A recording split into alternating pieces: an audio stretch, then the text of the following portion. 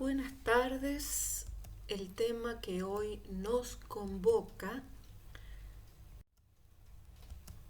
es la metodología del marco lógico. El marco lógico es un conjunto de conceptos interdependientes que describen de modo operativo y en forma de matriz los aspectos más importantes de una intervención. Esta descripción permite verificar si la intervención ha sido instruida, es decir, diseñada correctamente. También facilita el seguimiento y la posterior evaluación. Esta metodología del marco lógico es una matriz, es decir, un cuadro de doble entrada que nos permitirá analizar la coherencia y consistencia lógica que existe entre la situación problema que hay que resolver y el resultado esperado de las acciones que se deciden llevar a cabo o emprender. Como les dije, es una matriz de 4x4, es decir, tiene 4 filas y 4 columnas. En la primera columna se va a presentar lo que es la lógica de la intervención. En realidad va a ser un resumen narrativo, pero que tiene que tener una lógica, como vamos a ver enseguida, por lo cual se la conoce como la lógica de la intervención. La primera casilla, es decir, la primera columna y primera fila, mostrará lo que es el objetivo general o fin al que debe contribuir el proyecto. Por ejemplo, mejorar la calidad de vida de una determinada población. El término de calidad de vida es muy amplio, ¿sí? Entonces podemos mejorar la calidad de vida desde distintos lados. Podemos mejorar la calidad de vida tratando que la gente, los productores de la zona tengan una mayor producción, mayores rendimientos, de manera que tengan mayores ingresos. Pero también se mejora la calidad de vida si logramos que se instale un CAPS en la zona. Entonces también eso contribuye a la mejora de la calidad de vida. Entonces, este objetivo general o fin último, el proyecto nunca lo logra, pero contribuye porque es tan amplio que es como que nunca queda 100% satisfecho. Sin embargo, si nosotros hacemos un proyecto productivo, es de esperar que la consecución de este proyecto contribuya a mejorar la calidad de vida, porque esperamos que mejore el ingreso de los productores. Bien, entonces ahora tenemos la segunda casilla, es decir, siempre en la primera columna, segunda fila. Se verá acá el objetivo específico y depende de la literatura o el documento que lean, lo pueden ver como propósito, que debe alcanzarse con el proyecto y contribuir a la obtención del objetivo general. Y era lo que les decía, por ejemplo, aumentar el ingreso de los productores. Entonces, si nosotros el proyecto logra aumentar el ingreso de los productores, eso contribuye al objetivo general, que es mejorar la calidad de vida. Entonces, el objetivo específico es el objetivo del proyecto exclusivamente. En la tercera casilla, es decir, primera columna, tercera fila, vamos a tener lo que se conoce como resultado o producto. Es decir, fruto de las actividades que nosotros realicemos, y en su conjunto van a suponer la realización del objetivo específico. O sea, yo propuse un objetivo específico que es aumentar el ingreso de los productores. Bueno, ¿cómo se puede aumentar el ingreso de los productores? Puede ser que sea que hayamos estudiado que es una zona que no tiene suficiente agua, hay que regar, pero los canales están bastante destruidos. Entonces nosotros si proponemos la reparación de canales de riego, probablemente con esa agua que ahora sí logra llegar a la finca, obtendremos mayores rendimientos que se pueden traducir en mayores ingresos. Entonces, aquí vamos a tener una actividad concreta que es la reparación de canales de riego.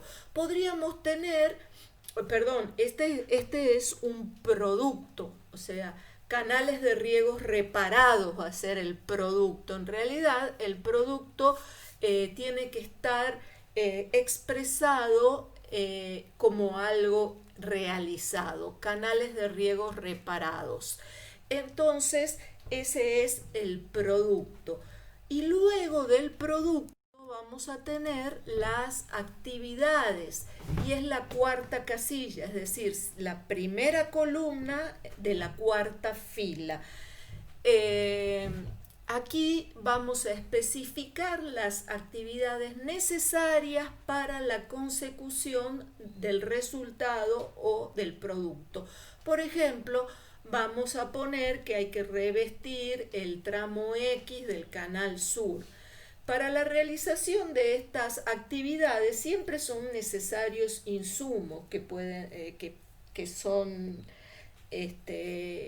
materiales y humanos, es decir, necesitamos de trabajo y necesitaremos determinada cantidad de otro tipo de insumos. Entonces, en este momento es muy bueno, ya que estamos describiendo toda la actividad, es muy bueno puntear, hacer un listado de todo lo que necesitamos para llevar a cabo esa actividad. De esta manera ya nos queda muy fácil llegar a los costos de cada actividad. Bien, ahora fíjense ustedes que lo que yo les estuve planteando es esta estructura. El fin u objetivo general, mejorar la calidad de vida de la población de una determinada zona. Tenemos un propósito o un objetivo específico, le hemos llamado nosotros, y que en nuestro caso era lograr aumentar los ingresos de los productores, y lo podemos lograr a través de este producto o componente 1, que es mejorar el riego, y podríamos lograrlo a través de un producto o componente 2, que podría ser mejorar los cuidados culturales, es decir, lograr que los productores incorporen unos determinados cuidados culturales, de manera a que eso aumente los rendimientos, y de esta manera lograr el propósito u objetivo específico, que era aumentar el ingreso de esos productores. Bueno, el componente 1 tiene planteada como una sola actividad, pero podría tener varias actividades, lo mismo que el otro componente. O sea, la estructura del proyecto sigue esta lógica de que las actividades, o sea, una vez que tenemos los insumos, con los insumos nosotros podemos hacer las actividades, con las actividades obtenemos resultados o productos, con los productos obtenemos el objetivo específico y con el objetivo específico contribuimos al fin. Y es aquí donde se manifiesta esto que yo le llamaba la lógica de la intervención. ¿Por qué? Porque con los insumos que tenemos podemos desarrollar las actividades. Con las actividades alcanzamos los resultados, que era el renglón inmediato superior. Con los resultados concretamos el objetivo específico y con el objetivo específico contribuimos al fin u objetivo general. Y eso es lo que se conoce como la lógica de la intervención. En la segunda columna de la matriz van los indicadores objetivamente verificables.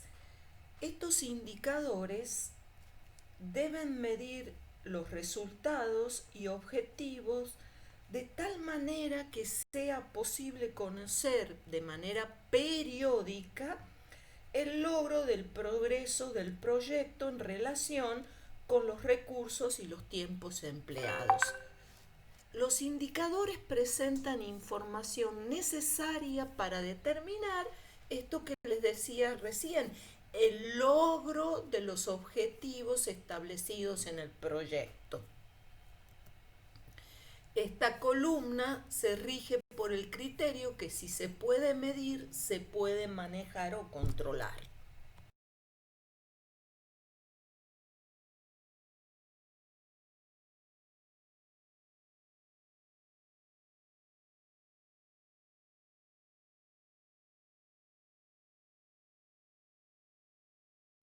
La idea de estos indicadores es que nos ayuden a responder a la pregunta que está planteada ahí: ¿cómo se sabe si lo que se ha planteado está sucediendo o si ya sucedió? Los indicadores deben cumplir una serie de requisitos. No cualquier cosa puede ser un indicador. La idea es que cumplan determinados requisitos o parámetros. Y hay un criterio que se llama criterio Amore, donde la A hace referencia a que los indicadores deben ser asequibles. ¿Qué quiere decir esto? Deben ser razonables en cuanto a costos y a métodos de recolección. Yo no puedo plantear un indicador que sea muy caro de conseguir. ¿Por qué? Porque estoy desviando el foco de qué es lo importante. Al final voy a terminar poniendo más recursos en el indicador que en el proyecto. O en lo referente al método de recolección. Si se me complica la recolección del indicador, bueno, evidentemente no es un indicador adecuado. También deben ser medibles. Siempre son preferibles los indicadores que son cuantitativos, o sea, que son cuantificables, que indican una cantidad. Bueno, esto no siempre es posible dependiendo obviamente el tipo de proyecto de que se trate. En proyectos más de tipo social, por ahí es más difícil conseguir algunos indicadores cuantificables, pero aún así se puede. En nuestros casos, que son proyectos netamente productivos, siempre los indicadores se pueden cuantificar y deben ser cuantificables. Eso es respecto de la M. La O hace referencia a que deben ser oportunos, deben ser recolectados y reportados en el momento adecuado. No me sirve información que se me suministre tardíamente y que no podamos adecuar cambios para cambiar la situación. ¿Qué quiero decir? Por ejemplo, Si nosotros tenemos que sembrar X cantidad de hectáreas y resulta que el indicador a mí me dice al final del proyecto que solo sembramos la mitad, y bueno, ya no puedo hacer nada. A mí el indicador me debería estar diciendo, informando que no vamos de acuerdo al cronograma pautado y no vamos a conseguir el objetivo en el momento adecuado para poder reaccionar y modificar esa acción. También los indicadores deben ser relevantes, deben proveer datos precisos e importantes. La idea es focalizarnos en las cosas importantes y no irnos por la tangente con información que abunde pero que no aporta nada a la toma de decisiones oportunas. Entonces, hay que focalizarnos en las cosas que son importantes y buscar indicadores sobre eso, sobre las cuestiones relevantes. Y por último, también deben ser específicos. ¿Qué quiere decir esto? Deben ser concretos y estar relacionados a lo que tenemos que cuidar y eventualmente modificar o cambiar. También hay otros criterios que dicen que hay que tratar de cumplirlos cuando esto sea posible, que están expresados en términos de cantidad, calidad y tiempo. ¿Qué quiere decir esto? Siempre hay que expresar a los indicadores en términos de cantidades, calidad y tiempo. Por ejemplo, un indicador de resultados debería decirme la cantidad, por ejemplo, de variedades híbridas que se plantaron o que se sembraron, la cantidad de regiones que han introducido o de fincas que han introducido una determinada variable. O sea, siempre en términos de cantidades, siempre en términos de temporales, en un determinado tiempo, o sea, al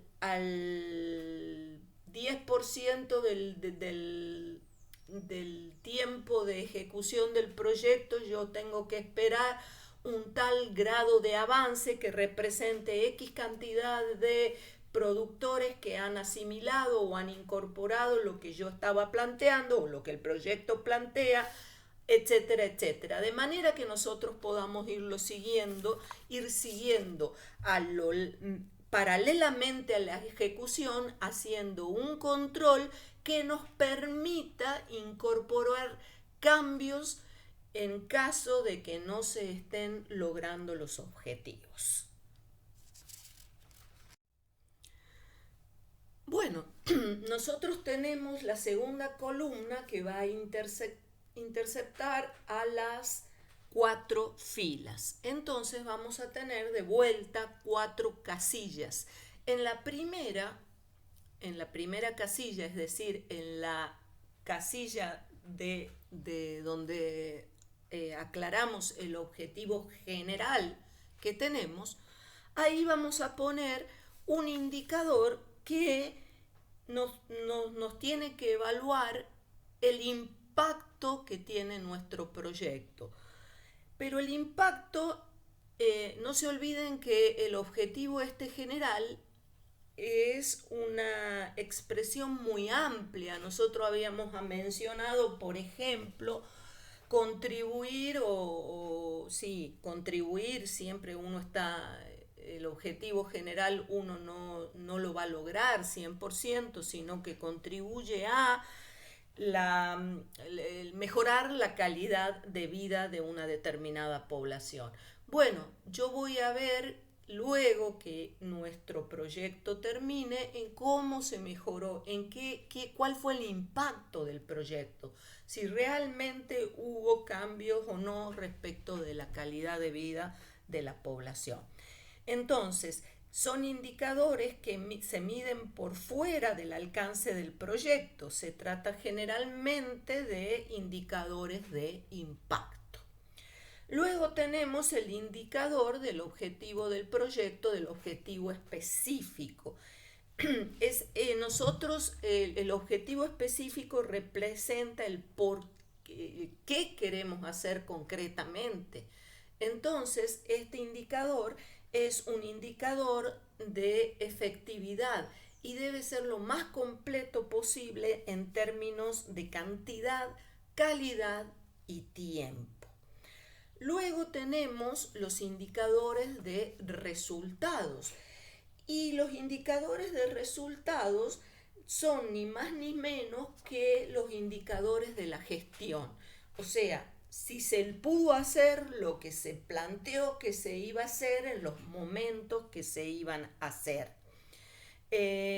Por eso en muchos casos se usan los mismos términos de referencia a través de los cuales se contrata a la persona encargada de hacer lo que hay que hacer como indicador de esa gestión. Lo que hay que tener claro es que son indicadores de gestión. Y por último tenemos los indicadores de actividad. Estos indicadores a nivel de actividad tradicionalmente se han interpretado como los recursos o el presupuesto necesario para ejecutar el proyecto. ¿Sí? O sea, yo tengo tantos pesos para realizar determinada actividad. Si lo gasté a ese dinero, se supondría que se ejecutó la actividad. Pero últimamente se están utilizando las fechas críticas para incorporar en este indicador. Por ejemplo, lograr que tal actividad esté realizada hasta una determinada fecha, hasta el 30 de noviembre. Hasta el 30 de noviembre tiene que estar esto concluido. ¿Se hace, está o no está? ¿Se entiende? Bien, esos son los indicadores de actividad a nivel de este renglón de actividades. Pasamos entonces a la tercera columna de la matriz. En la tercera columna vamos a especificar las fuentes, los medios o los modos de verificación. Es decir, en esta columna se van a describir la fuente de información que demostrarán que los indicadores pueden ser construidos. Por ejemplo, si el objetivo decimos que es que el ingreso del productor esté aumentado en un tanto por ciento durante el primer año del proyecto, la pregunta es de dónde vamos a tomar la información para verificar o demostrar que esto sucedió, se consiguió, se logró. Entonces, si se decide que se necesita una encuesta para esto, por ejemplo, nosotros vamos a tener que agregar la realización de esta encuesta a la lista de actividades. Como tal, realizar una encuesta nos costará dinero, esto va a modificar el presupuesto, etcétera, etcétera. Pero lo que tiene que quedar claro es de dónde sale. Y si nosotros tenemos que llevar a cabo una acción, tenemos también que no solamente preverla como actividad, sino que también presupuestarla. Los proyectos siempre están sujetos a la influencia de factores que están por fuera del control directo de los ejecutores, es decir, cosas que no podemos controlar. Por esa razón, en la cuarta columna de la matriz vamos a enumerar estas condiciones externas que tienen que suceder o no tienen que suceder para lograr los resultados que nosotros preveemos. ¿Qué quiero decir con que tienen que suceder o no tienen que suceder? Nosotros podemos estar organizando un asado y como lo vamos a hacer al aire libre, vamos a poner como condición que no podemos controlar que haya buen tiempo. Entonces, si hay buen tiempo, nosotros vamos a poder hacer el asado. Ahora bien, no podemos poner no podemos poner el éxito en algo que esté controlado por nosotros. ¿Qué quiero decir con esto? Si el encargado de comprar el carbón y hacer el fuego es XX, yo no puedo poner que vamos a hacer el asado siempre y cuando XX compre el carbón y haga el fuego. No, porque se supone que eso lo podemos controlar. Si XX es el responsable, XX tendrá que hacer lo que tiene que hacer. En esta columna van aquellas cosas que están por fuera de nuestro control. Porque aquello que nosotros podemos controlar o podemos gestionar, lo vamos a poner como una actividad. Y al ponerlo como una actividad va a estar adecuadamente presupuestado, previsto el responsable. En la cuarta columna van aquellas cosas que no se pueden controlar. La cuarta columna contiene presunciones, suposiciones y restricciones relacionadas con los diferentes niveles del proyecto. Ahora vamos a ver un resumen y vamos a poder ir ejemplificando. En esta diapositiva Veamos entonces cuál es la lógica horizontal que tiene esta matriz. La lógica horizontal va a estar dada en las tres primeras columnas, es decir, en la columna donde tenemos el resumen narrativo, los indicadores y los medios de verificación. Esto es lo que define lo que se conoce como la lógica horizontal de la matriz de marco lógico. Puede resumirse en los siguientes puntos, que es lo importante, que los medios de verificación identificados son los necesarios y suficientes para obtener los datos requeridos para el cálculo de los indicadores. Es decir, que desde la tercera columna me voy hacia la segunda. Los medios de verificación permiten generar los indicadores que están en la segunda columna. Y luego que los indicadores definidos, es decir, la segunda columna, permiten hacer un buen seguimiento del proyecto y evaluar adecuadamente el logro de los objetivos. Es decir, con la segunda columna nosotros podemos ver si alcanzamos lo planteado en la primera. Estamos entonces, la lógica horizontal se presenta a partir de los medios de verificación, indicadores, resumen narrativo. ¿Qué pasa con el tema de estos supuestos? Vamos a entrar ahora a ver la lógica vertical, donde van a entrar en juego los supuestos. Entonces, en la lógica vertical, nosotros vamos a tener esta situación. Yo ahora la voy a dibujar, voy a tratar de hacer un dibujo, lo cual espero que más o menos salga para que se entienda cuál es la idea. Entonces, nosotros para realizar estas actividades tenemos que tener recursos. Entonces, si nosotros tenemos recursos, si tenemos recursos y se cumplen estos supuestos, vamos a poder desarrollar adecuadamente estas actividades.